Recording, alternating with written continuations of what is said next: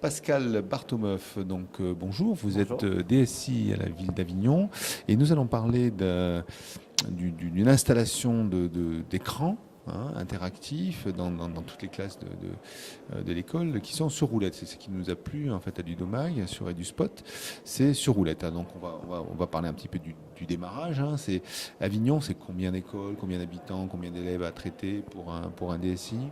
Avignon, c'est 58 écoles. C'est une ville de 95 000 habitants. Cela représente de l'ordre de 8 000 élèves. Et le projet, on l'a mené de façon collaborative avec l'éducation nationale, le réseau Canopé, le TIS qui est le référent informatique pour les écoles, les enseignants, les élus. Et nous avons fait le choix d'écrans numériques interactifs pour des raisons à la fois de visibilité, de contraste, de luminosité. Avignon est une ville ensoleillée. Nous avons cette chance-là, qui fait que le matériel a besoin de moins de réparation, de coûts de fonctionnement qui est beaucoup plus faible. Et nous avons fait le choix de les laisser avec les enseignants et les membres du COPIL sur roulette, puisque les enseignants peuvent scinder la classe en plusieurs parties. Donc l'écran peut se tourner sur une partie de la classe pour enseigner sur l'écran, et une partie de l'autre classe peut avoir un travail écrit, un travail sur livre, un travail d'échange entre eux, et ça c'est ce qui a énormément plu. Le fait que ce soit un écran, c'est également un grand attracteur, à la fois pour les enseignants, puisque nous avons équipé toutes les classes des mêmes écoles, donc il se crée une synergie au niveau de la communauté des enseignants, ils peuvent échanger sur leurs problématiques, sur leurs bonnes idées. Ils ont également 9 heures de formation pris en charge par l'éducation nationale. Ça, si, c'est très important. Nous avons une convention avec l'éducation nationale. Mais également, les élèves, les enfants, comme ça ressemble à une grande tablette pour eux, c'est très ludique et sont très attirés pour participer au cours. Et donc, pour avoir visité les classes, on voit l'enseignant au milieu des élèves, pouvoir manipuler son écran à distance, rester au contact des élèves, apporter une explication, une correction. Et quand un enseignant demande une participation, tous les bras se lèvent. Donc on n'a pas un petit dernier qui reste au fond de la classe, c'est toujours les mêmes qui répondent. On a une espèce de mouvement comme ça un petit peu sympathique où tout le monde participe et ça crée une vraie synergie. Et ce qui est intéressant, c'est de se rendre compte que dans les classes, le tableau vert ou le tableau blanc, finalement, n'est quasiment plus utilisé et que cet outil est vraiment devenu un outil du quotidien. Donc le pari est réussi pour nous.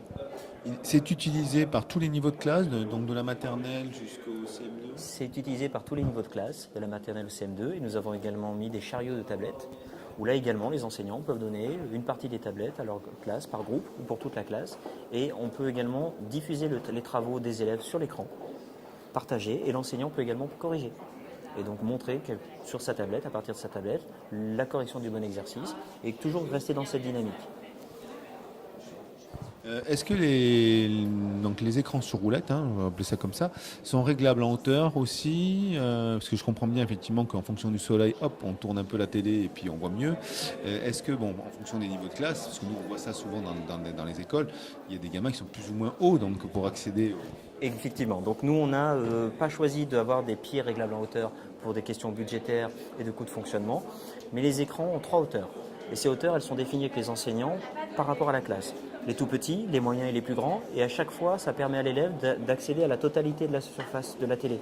Donc on n'a pas trop de difficultés avec ça. Le jour, si on peut, on mettra peut-être des écrans réglables en hauteur, mais aujourd'hui, ce n'est pas forcément une solution adaptée qui est très coûteuse.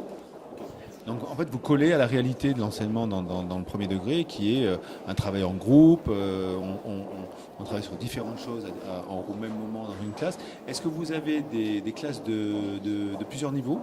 Nous n'avons pas de classe de plusieurs niveaux, donc là c'est assez standard, mais le travail en groupe c'est accentué, c'est accéléré via cet outil.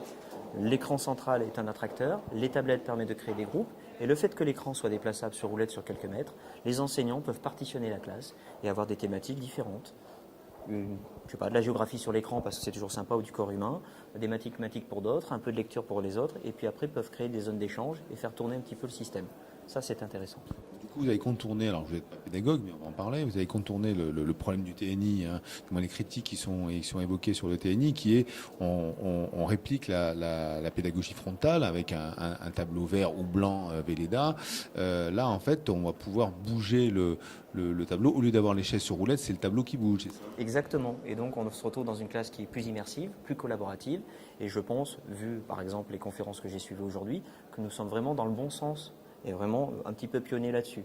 Je vois énormément de collectivités qui me contactent pour comprendre comment on a réussi ce projet, comment on l'a organisé en termes collaboratifs avec tous les acteurs et les parties prenantes, mais je pense qu'au moins on le réussit avec ça.